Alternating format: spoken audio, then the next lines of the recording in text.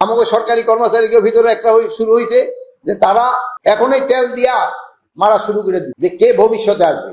তা আমি একটা কথা সবসময় বলি যে আপনার যে তেলটা আছে ওই তেলটা এখন রেখে দেন, আর যে বেটা এখন তেল ব্যবহার করতেছে সেই সময় তার তেল শেষ হয়ে যাব, আর আপনি সেই সময় তেল দিয়ে উঠে দেন। আর এখন তো আমাদের তো কোনো তেলের দরকার নেই। জামিন পাওয়া শীর্ষ সন্ত্রাসীদের নজরে রাখার নির্দেশ স্বরাষ্ট্র উপদেষ্টার। স্বরাষ্ট্র ও কৃষি উপদেষ্টা লেফটেন্যান্ট জেনারেল জাহাঙ্গীর আলম চৌধুরী বলেছেন, গণ অভ্যুত্থানের সময় লুট হওয়া অস্ত্র উদ্ধারের পাশাপাশি জামিনে মুক্ত শীর্ষ সন্ত্রাসীদের নজরে রাখতে হবে। মঙ্গলবার বিকেলে যশোর কালেক্টরেট মিলনায়তনে জেলার আইনশৃঙ্খলা রক্ষায় নিয়োজিত বাহিনীসহ সরকারি কর্মকর্তাদের সঙ্গে মতবিনিময়কালে তিনি একথা বলেন। এ সময় স্বরাষ্ট্র উপদেষ্টা বলেন, আইনশৃঙ্খলা পরিস্থিতি এখন আগের চেয়ে অনেক উন্নতি হয়েছে। মব জাস্টিস আর অ্যালাউ করা হবে না। কারও কোনো কিছু বলার থাকলে আইনের আশ্রয় নিতে হবে। স্বরাষ্ট্র উপদেষ্টা আরও বলেন, পুলিশকে মাঠে কাজে নামতে হবে।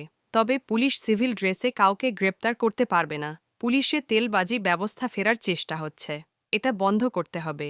আইন শৃঙ্খলা ব্যবস্থার উন্নয়নে কমিউনিটি পুলিশিং বাড়াতে হবে। তিনি আরও বলেন, মাদকের বিরুদ্ধে শক্তিশালী অবস্থান গড়ে তুলতে হবে। মাদক বন্ধে অ্যাকশন না নিলে চাকরি থাকবে না। আমরা নিরাময় কেন্দ্র খুলতে চাই না, মাদক বন্ধ করতে চাই। আমরা দায়িত্ব নেয়ার পর পুলিশে নিয়োগ বাণিজ্য বন্ধ করা সম্ভব হয়েছে। বদলি বাণিজ্য নিয়ন্ত্রণে আনা হয়েছে। ওসিদের ঘুষ নেয়া বন্ধে সংশ্লিষ্ট কর্মকর্তাদের ব্যবস্থা গ্রহণের নির্দেশ দিয়ে স্বরাষ্ট্র উপদেষ্টা বলেন, তদবির প্রথা এখনও বন্ধ হয়নি। অনেকেই তদবির করেন।